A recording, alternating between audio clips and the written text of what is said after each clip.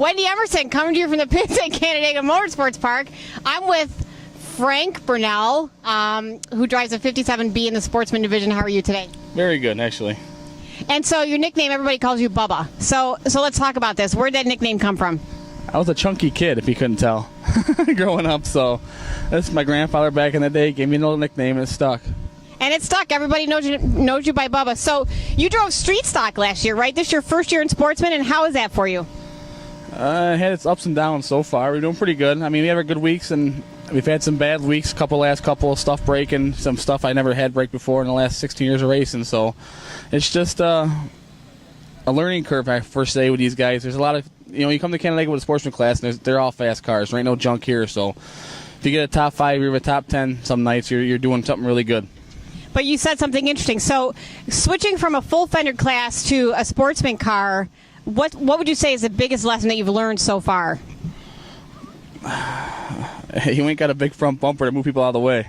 You got tires, and stuff bends up pretty easy. So you just gotta, I don't know, just being centered in the car with your feet, straddling the transmission. It's a different experience. I mean, I ran these cars back in 2001 for 2 years when they had open motors, and then I got away from it because it was expensive back then with open motors. So I figured it was a good time to get back into it. I mean, I ran 15 years of street stock racing, full-fendered racing all over New York State, won races, championships. So it was time to do something different. And the class was kind of dwindling down last year, so I took the opportunity to sell my car and get decent money for it, and end up getting a really good Sportsman car ride. And I had a bunch of good sponsors, and it was a time to do it, and just a good time to learn. I mean, there's a lot of good people here. I got Wiesner racing. I got Eric Jagier, Greg Cool, which is, I wish him the best. He's in the hospital right now. He ripped his hand open the other night, working on his garage door, so he ain't gonna be here tonight. But I wish him the best. Him and Brooke. I'm living my dream right now. I mean, I never thought I'd get one of these cars again, and everybody's helped me here. They got me here. They know who they are. It's an awesome experience. I tell you, Bubba, we talk to a lot of drivers every week, and week in and week out, we hear the same theme over and over again about how everybody helps each other out, and we just love that about Canandaigua Motorsports Park. Tell us how you got started. You keep saying 16 years. How'd you get your start in racing? I was a bad kid growing up, and I come home one day from wrestling practice. My dad's like, hey, if you want to, do something, do your homework, do good in school, and at least graduate, and I'll get you a race car. So I go out in the garage, and there's a race car sitting there. I was 13 years old at the time. He started building the car. And I raced Paradise Speedway in '95 my first year, and I got 7 wins there with a youth class against Krista Pizarek. And, I forgot the girl's name, but Jessica Newman was there. It was a bunch of girls racing. Steve Pizarek's daughter, now Steve's back racing. It was an awesome experience growing up. All these old guys coming back. I mean, this is awesome. The track's awesome. Jeremy turned this place around 360 degrees, and it's a little bit slippery and smooth, but we find some bite out there. If I have to hit somebody to get going, I'll have to do that tonight, I guess. And so you've had 3 top 5 finishes, pretty solid. But what do you think it's going to take to get you into victory lane in the Sportsman division? I go back to the gym more.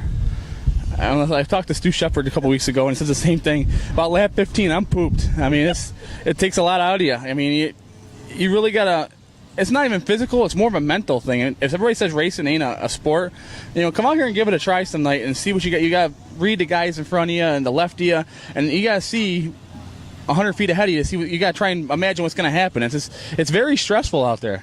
And not only is it a sport, it's a team sport, which people don't realize either. Tell us a little bit about your crew. Who helps you every week?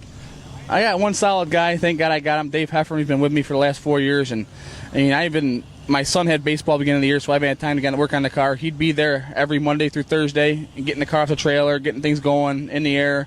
I'd have to show up on Saturday, scale it, nut and bolt the carburetor, stuff like that, and pretty much be ready to go.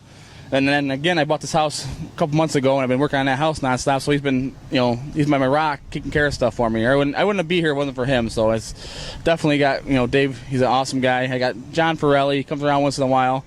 My son Tyler, he's 10 years old, and he could do anything on this car you ask him to. I mean, as the Paradise Wednesday practicing, he was changing shocks, putting wedge in the car, changing tires. I didn't do a thing. I made him do all the work. So I mean, he's 10 years old and knows more than half the guys here. So it's definitely awesome having him out with me.